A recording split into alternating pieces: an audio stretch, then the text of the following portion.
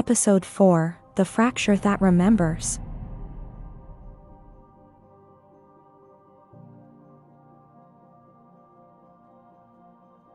The breach along the Mississippi didn't stay small. It grew. Not outward, inward, like a wound pulling itself deeper into the fabric of time. Buildings near beast hotspots began lagging, appearing a half-second behind their own sound. Leaves fluttered on trees while the branches they grew from remained perfectly still. Pigeons spiraled overhead in slow-motion arcs before snapping back into the moment like film spliced wrong. The team named the effect time shear, and it was spreading. Ari, Des, Ren, and Echo Black stood on an abandoned overpass above the river as the newest hotspot flared. The air rippled like heat, but cold. A beast prowler stepped across the distortion field and its entire upper body aged 10 years in a blink, plates cracking, edges yellowing like old bone. Then it stepped out again and the decay reversed, flowing back into the creature's frame like water returning to a mold. Ren whispered. They're learning to use it. Echo Black didn't answer at first. Their helmet display whirred softly, recalibrating to keep up. Des tightened his grip on his rifle. Tell me that was an accident. It wasn't. Echo's voice was almost monotone. They're adapting faster than we model. A second prowler stepped into the distortion, then 3 more. They circled the shearing zone like animals testing the perimeter of a new organ in their body. And then something else happened. Something stepped out that hadn't stepped in. A humanoid shape, tall as a lamppost, skeletal, elongated limbs fused with plates that shimmered like shale. It wore the proportions of a human but the silhouette of a beast. It looked wrong, like a creature drawn from a memory of mankind rather than the real thing. Ren's eyes widened. That was grown here. Echo checked the data. Spore signatures. It wasn't from the fracture. It was seeded. Ari felt her heartbeat drop. So the first wave wasn't all of them. No. Echo's voice sharpened. It was just enough to plant the ones they needed. The first mutation.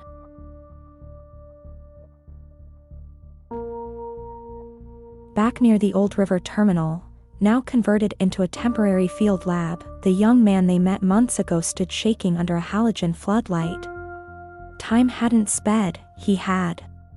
The dome shelter flickered around him, the edges of its energy field bending like light through glass. The researchers in hazard suits hovered at a distance, watching readings spike. His spine had changed shape, stretching upward, vertebrae forming a subtle ridge, but not the glossy shell-like plate Soul's hybrids developed. His eyes were brighter, irises narrowed to vertical slits, but the expression behind them was still undeniably human. Does it hurt? Ren asked gently. No. He said. His voice was deeper than yesterday. It feels like air stretching. He paused, breath trembling. They're pulling on me. Echo Black stepped forward. You're not turning into one of them. Your genome is diverging differently. They seeded hybrids. You're something else. Something meant to be? He asked. Echo didn't answer. A ripple passed through the dome, a distortion, followed by a deep resonant pulse like the rumble of a leviathan beneath the ground. And then the teenager doubled over, screaming. Time around him bent, the dome flickering into static as the readings spiked into the red. What's happening? Des barked. Echo steadied their scanner. He's sinking, the same way the beasts do, but not with them. The teen gasped, staring at something only he could see. There are more. Above us. Above? Ari grabbed him. What do you mean above? He looked up. The sky remembers them.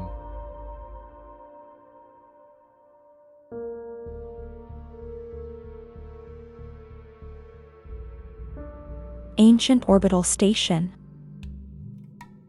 Hours later, after a second wave of timeshare ripples struck the downtown area, Echo Black brought the team to a secure bunker beneath the Metrolink tunnels. The screens inside displayed orbital scans of something hiding behind Earth's shadow. A ring. No, not a ring. A station. Metallic debris anchored around a central hub with rotating architecture that looked grown, not manufactured.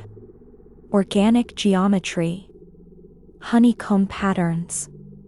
Vines of alloy. Ari froze. That's not ours. No. Echo said quietly. It predates every satellite ever launched by humanity. Ren whispered. Then who built it? Echo's display zoomed in. Across the surface of the derelict station were huge, fossilized plates identical to Shatterbeast carapace. Cracks ran across sections of the structure like healed fractures. And floating around it, tethered by invisible lattice threads. Beasts. Hundreds. Motionless. Waiting. Hive formation. Ari's breath caught. They're organized. No. Echo corrected. They're coordinated. That's different. Des stepped closer to the screen. What's the difference? Echo highlighted a sequence of shapes moving through the station's corridors, slow, methodical, communicating through pulses of bioluminescent light. This is a hive, but not like insects. This is command, strategy, shared memory. They've done this before. Ren's hand shook. Earth isn't the first. No, Echo zoomed out until the entire ring shone like a dead halo in the sky. Humanity is not the first species they tried to correct.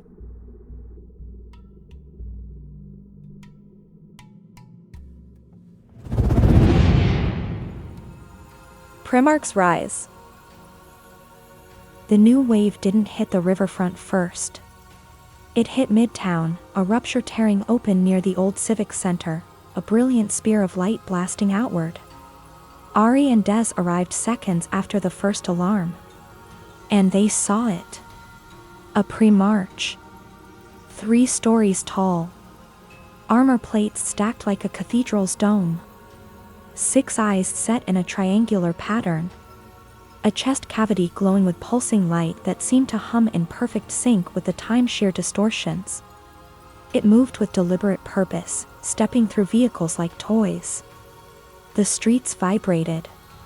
Civilians, hybrid humans from the cleansed path, rushed to greet it, falling to their knees in worship. The Primarch didn't acknowledge them. It barely acknowledged anything, only the growing breach forming behind it. Ren's voice crackled through the calm, more signatures incoming. They're not just scanning the city, they're mapping it. What for? Des shouted over the roar. To overwrite it, Echo said, landing beside them with a hard thud. Primarchs don't attack. They reformat. Ari took aim at the creature's central core. Then we stop it. That's when the second Primarch appeared, emerging from the collapse of a skyscraper, shedding concrete dust like steam. And the third rose from beneath the street, exploding through asphalt and sewer lines like a buried god. 3 Primarchs. Ari cursed under her breath. This city's done if we don't break their hive link. Echo's helmet pulsed. Already trying. The dome test. O'Fallon, Illinois is the location for the headquarters had been rushing a countermeasure for weeks. They called it the dome, a projected barrier of phased electromagnetic fields meant to disrupt whatever signal the beasts used to coordinate. Now they activated it for the first time. A giant ring of pylons lit up across the riverfront, forming a shimmering hemisphere of blue-white energy around a test zone. Inside, 2 prowlers, 1 stalker, and 1 brute, captured alive during a rare successful containment op. As the dome engaged, something changed immediately. The beasts froze. Not like animals frightened. Like network nodes losing a connection. Their eyes flickered. Their movements stuttered, glitching like corrupted animation frames. The stalker collapsed outright, its limbs spasming. Ari watched through the glass with a cold, rising hope. It works. It actually works. Echo didn't celebrate. They're adapting. The brute turned its head slowly toward the dome wall, as if listening. Its plates expanded, vibrating in a frequency too low to hear. The dome rippled. The pylons flickered. Echo? Des said. What's it doing? Mapping the dome's structure. Rewriting the interference pattern. The beast screamed, a deep, metallic resonance, and the dome wall cracked like ice. Shut it down. Ren yelled. Too late. Echo snapped. The dome burst, an explosion of white light flooding the riverfront. When the smoke cleared, the brute was gone. And so were two pylons, disassembled atom by atom. The dome worked. But only for 30 seconds. The mutating teen. Back in the bunker, the teenager stood trembling on the edge of another timeshare ripple, clutching his head. I can hear them.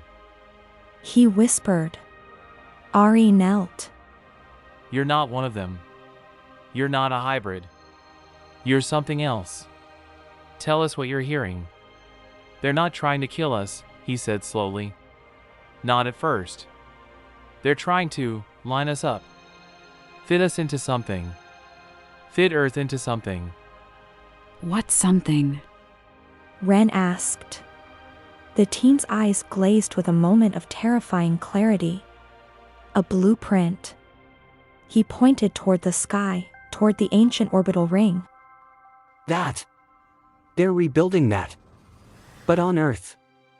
And humanity doesn't fit the shape. Then what do you fit? The teen turned toward the team, tears streaming down his cheeks. I don't know. But I'm changing to survive it, not to join them. Echo Black synced the teen's brainwave pattern with the readings from the orbital station. The same pulse pattern. The same hive cadence. The same intention, as Soul once called it. Only one difference. The teen's signal wasn't submission. It was interference. He was a living jamming beacon. Ari felt her heart spike. He can break the hive. Not alone, Echo said. but he can lead us to the prime node.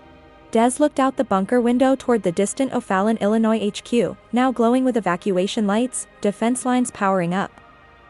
What happens when we hit the node? Ari stared at the city collapsing under timeshare, Primarchs reshaping blocks like clay. We either save St. Louis. She chambered her rifle. Or the beasts reset everything. Building toward the O'Fallon confrontation. The alarms across the HQ blared in unison. A fourth pre-march had appeared. Not in the city. At the O'Fallon perimeter. Walking straight toward HQ. Straight toward the dome prototype. Straight toward the teen. Echo powered up their exosuit. This is it. The hive wants him. They know what he is. Ari grabbed her gear. Then we hold the line. Des smirked tightly. Just another apocalypse. Ren whispered. No. This one's remembering us. He ground shook. The timeshare spread. The Mississippi boiled. And in the distance, the pre-march raised its head and sang, a deep harmonic command that summoned every beast within miles. The final confrontation had begun.